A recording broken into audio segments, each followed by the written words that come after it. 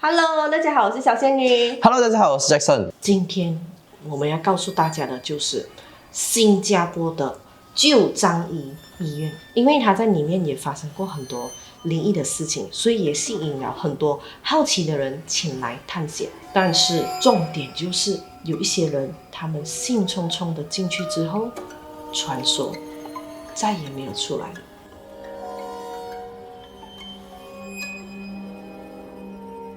可是现在这个樟宜旧医院是还有在运营吗？哦，没有，已经废弃了。废了。这个旧樟宜医院建立于上个世纪的30年代，在二战的时候呢，就被日军拿来当做战俘的集中营。日军其实都是很残忍的，日军就用这所医院来折磨在马来大战中被日军所俘获的俘虏。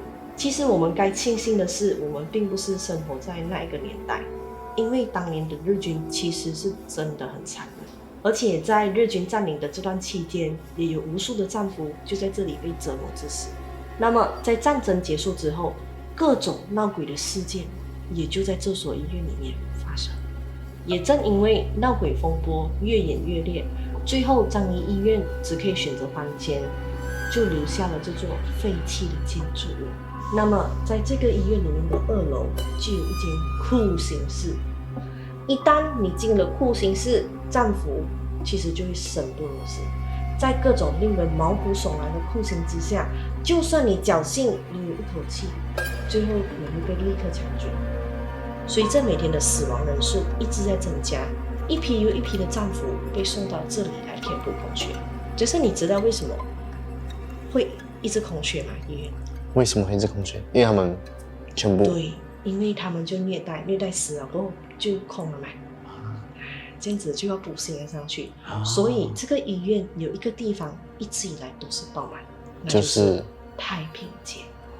这场激烈的二战以及残忍的日本士兵，一直持续到了1945年日本投降之后，医院才逐渐恢复到了原来的医疗技能。在这里犯下种种罪行的日本军官也被就地处决。那么那些无辜丧命于此的冤魂，似乎好像也不舍得离开。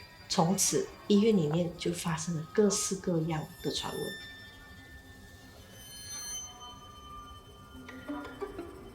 相传，在10多年以前，有一支新加坡的陆军战队就来到这里做突击演习。夜里的时候呢，就有一个队员因为睡不着嘛，然后他就看到地上有那种油漆桶啊，他就拿着油漆，然后在墙上开始作画。隔天睡醒的时候，他的朋友就看到他的画作，瞬间就傻眼了。你知道为什么吗？为什么？因为他在墙上画了一个长着犄角的脸，就一个好像撒旦的脸。但是事后大家就去问这个队员，为什么他昨天晚上不睡觉，要在那边作画？结果得到的回答竟然是他自己也不知道为什么他要在墙上作画。哦，所以他那时候也是没有这个意识，他有作画的这个过程。对，他完全是没有意识，无意识的就在那边作画。后来这个指挥官也就叫人用油漆把这幅画盖掉。但是最恐怖的就是在盖掉的隔一天，这个撒旦的脸孔又浮现出来了。这样用的油漆不好，应该是。对，是，所以这不算灵异事件，是不是？但是你不可以说他用的油漆不好，因为无论他刷了多少次的油漆，隔一天那张撒旦的脸又会浮现出来。最后在逼于无奈之下，指挥官只好把那间房间封死。传说这个房间也就在太平间的隔壁。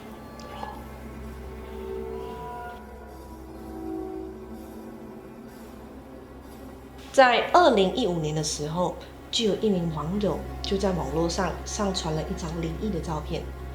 照片里面我们可以看到这一个男人，他就是站在医院的走道上面。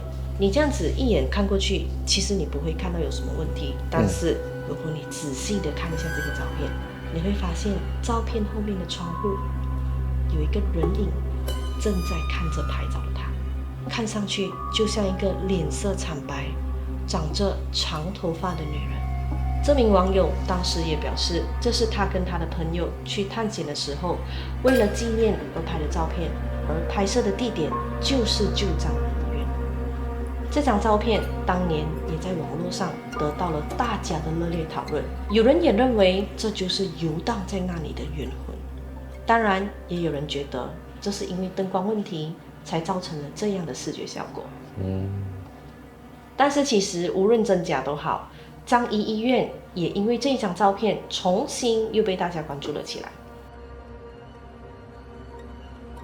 医院里面的工作人员会开始在夜晚的时候听到那种奇怪的声音，有点那种若隐若现的哭声，开始回荡在医院里。而且这个闹鬼的消息一传出之后，冤魂们好像变得更加开心，很兴奋，他就更频繁的刷存在感。原来有人听到他们的声音了。哦，真的，出来但是这个我们讲一个题外话，其实民间传说，当我们正在讲那一个阿飘的故事的时候，他都会亲自来到现场听我们在讲他的故事。但是就是因为这样子，所以他就频繁的出现刷存在感，所以那群护士跟医生从原本的只是听到接下来直接看到整个人影。其中闹鬼最厉害的就是太平间还有酷刑室。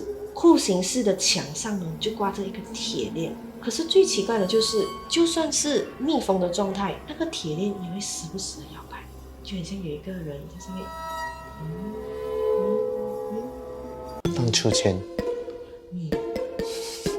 就是想的真美好，到出钱啊，来呀，推我啊，那个是不是？后来医院呢就逼于压力，就搬到了别的地方，留下了这栋依然闹鬼的白色建筑物。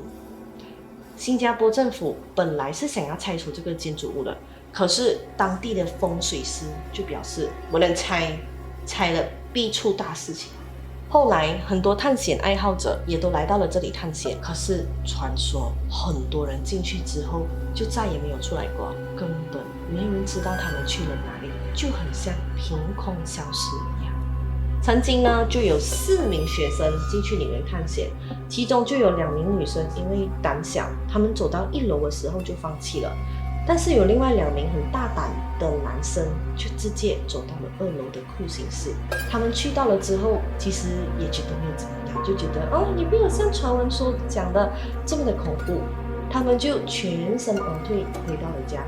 可是重点就是在第2天的时候，这2个男生就突然抽搐，然后就晕倒，就马上被送去了医院。但是医生始终也没有查出来他们为什么会昏迷的原因。而且最可怕的是，那2个男生一直到现在也还没有醒过来。所以呢，樟宜医院也在1997年12月的时候全面停止运作，并且荒废了。一直到现在，这个建筑物都依然存在，但是目前建筑物也不对外开放。樟宜医院年久失修，再加上杂草丛生，所以我们也不是很推荐大家过去探险。而且它目前也是新加坡最凶的闹鬼景点之一。